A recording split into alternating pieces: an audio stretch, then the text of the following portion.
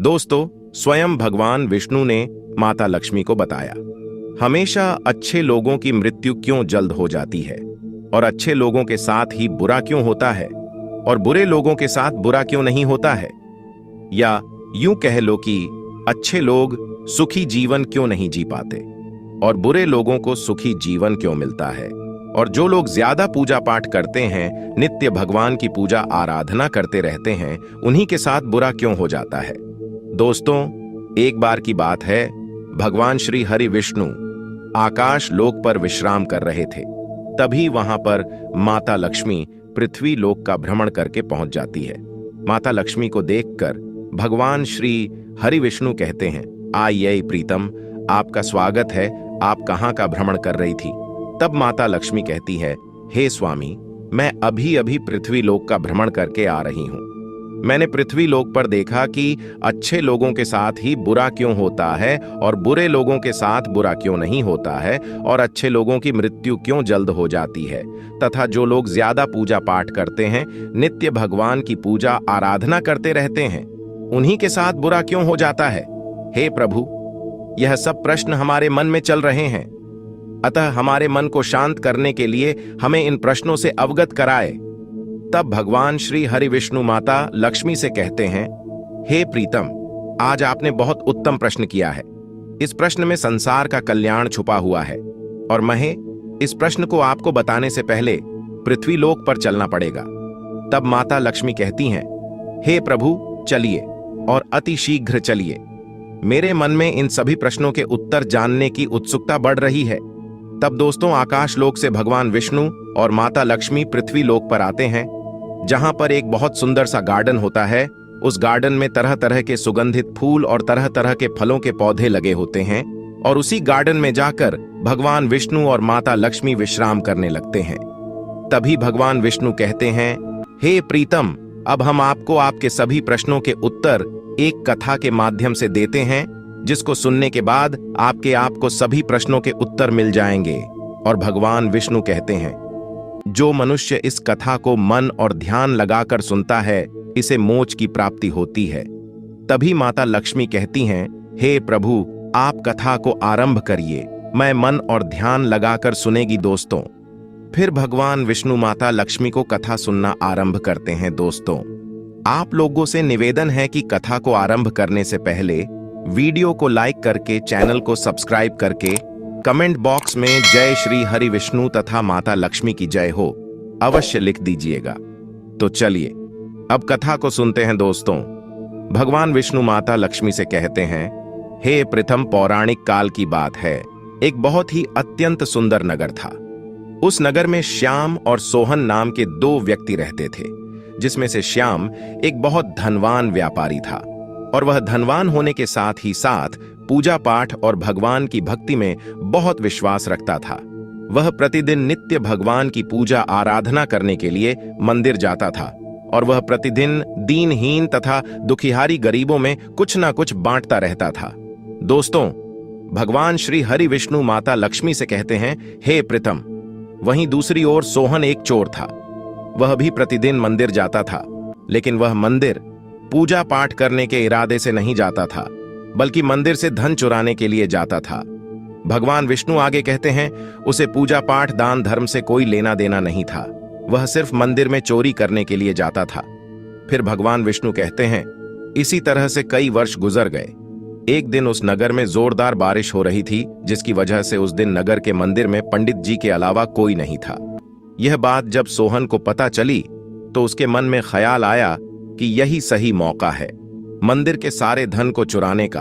भगवान विष्णु कहते हैं कि वह उसी तेज बारिश में ही मंदिर में पहुंचकर सोहन ने पंडित जी से छुपकर मंदिर का सारा सोना, चांदी, गहने, जेवरात चुरा लिए, और वह बड़ी ही प्रसन्नता से मंदिर से निकला।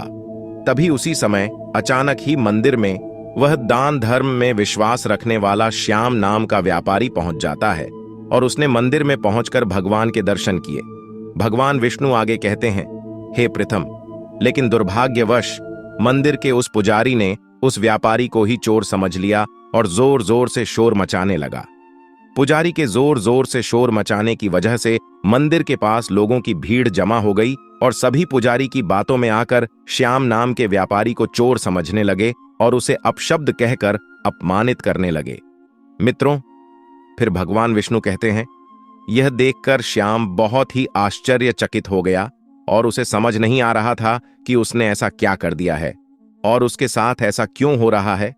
भगवान विष्णु माता लक्ष्मी से कहते हैं, फिर वह किसी तरह लोगों से अपनी जान बचाते हुए उस मंदिर के पास से निकला। लेकिन दुर्भाग्यवश जैसे ही वह मंदिर के पास से निकला, वैसे ही उसकी टक्कर एक गाड़ी से हो गई और वह बुरी तरह से घायल हो गया।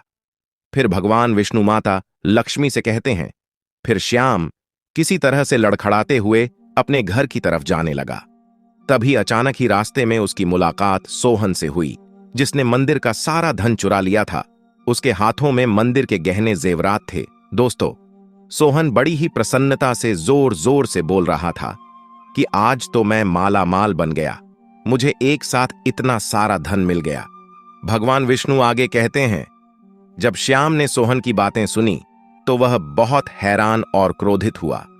श्याम ने अपने घर जाते ही भगवान की सारी पूजा पाठ की, सारी सामग्री तथा भगवान की मूर्ति निकालकर फेंक दिया और फिर ईश्वर से नाराज होकर बिना कोई पूजा पाठ किए बिना ही अपना जीवन व्यतीत करने लगा। विष्णु माता लक्ष्मी से कहते हैं, हे प्रीतम, कुछ वर्षों ऐसे ही व्यतीत होने के बाद एक दिन सोहन किसी मंदिर में फिर से चोरी करने गया, लेकिन इस बार दुर्भाग्यवश उसके भाग्य ने उसका साथ नहीं दिया। उसे उस मंदिर के पुजारी ने पकड़ लिया और जोर जोर से चिल्लाने लगा, कहने लगा, अरे कोई है, मंदिर से चोरी करके कोई जा रहा है, जो भी सुन रहा हो वह जल्दी आ जाए। सभी दोस्तों वहां पर गांव के काफी लोग इकट्ठे हो जाते हैं और उसे सोहन को बहुत मारते हैं, जिसकी वजह से उसे अंदरूनी चोट लग जाती है। तभी वह रास्ते से जाता रहता है और सामने से एक कार आती है, जिसके टक्कर होने से उसकी मृत्यु वहीं पर ही हो जाती है। दोस्तों, जब दोनों यमराज की सभा में पहुंचते हैं, तब श्याम ने अपने सामने सोहन को खड़ा देखा तो श्याम ने बड़े ही क्रोधित स्वर में यमराज से कहा कि मैंने तो अपने जीवन में हमेशा ही ईश्वर की पूजा, आराधना, दान, धर्म और अच्छे कर्म ही किए हैं, लेकिन मुझे सिर्फ दुख और अपमान के अलावा कुछ नहीं मिला। मुझे कभी भी जीवन का सुख नहीं मिला। लेकिन इसने ना तो कभी भी ईश्वर की पूजा, आराधना की है और ना ही कभी किसी की जरूरतमंद की सहायता की है। इसके साथ हमेशा ही अच्छा हुआ है और इसे हमेशा सुख ही सुख मिला है। श्याम के ऐसा कहने पर यमराज ने श्याम को बताया कि पुत्र, तुम बहुत ही गलत सोच रहे हो।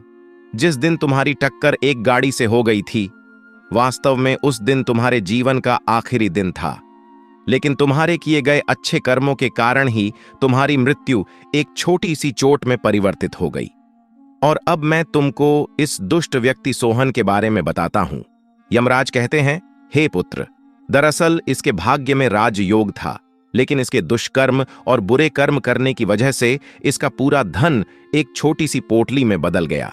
फिर यमराज उसे लड़के से कहते हैं, हे पुत्र, कभी कभी अच्छे और सच्चे लोगों के साथ बुरा से बुरा हो जाता है और ईश्वर पूजा पाठ करने वाले लोगों की परीक्षा लेता है, क्योंकि ईश्वर उनको अपने साथ बांध कर रखना चाहता है। इसलिए ही अच्छे व्यक्ति हमेशा दुखी रहते हैं। दोस्तों, आगे भगवान विष्णु माता लक्ष्मी से कहते हैं, हे प्रथम, इस कथा सुनने के बाद आपको आपके प्रश्न का उत्तर अवश्य मिल गया होगा। फिर माता लक्ष्मी प्रसन्न होकर कहती, हे प्रभु, अब मुझे सब समझ में आ गया। आगे भगवान विष्णु कहते हैं कि लोगों का ऐसा सोचना बिल्कुल गलत है कि ईश्वर आपके अच्छे कर्मों को नहीं देख रहा है। यह कोई भी मनुष्य समझ नहीं पाता, लेकिन अगर कोई भी मनुष्य अच्छे कर्म करता है, लोगों की मदद करते हैं, तो उसके ऊपर सदैव हमारी कृपा बनी रहती है। तो दोस्तों, इस कथा से हमें यह सीख मिलती है कि लोगों कभी भी अपने कर्मों को बदलना नहीं चाहिए, क्योंकि आपको आपके कर्मों के हिसाब से ही कर्मों का फल इसी जीवन में मिलता है, लेकिन आपको इसका पता नहीं चल पाता है। इसलिए दोस्तों, हर मनुष्य को हमेशा अपने जीवन में अच्छे कर्म करते रहना चाहिए और फल की चिंता ईश्वर पर छोड़ देना चाहिए। दोस्तों, आशा करते हैं कि ये कथा आप लोगों को अच्छी लगी होगी। अगर कथा आप लोगों को अच्छी लगी हो तो कमेंट बॉक्स में जय श्री हरि विष्णु लिखकर, वीडियो को लाइक करके चैनल को सब्सक्राइब करके बेल आइकन ऑल पर प्रेस कर लीजिए, जिससे हमारा वीडियो आप लोग को सबसे पहले मिले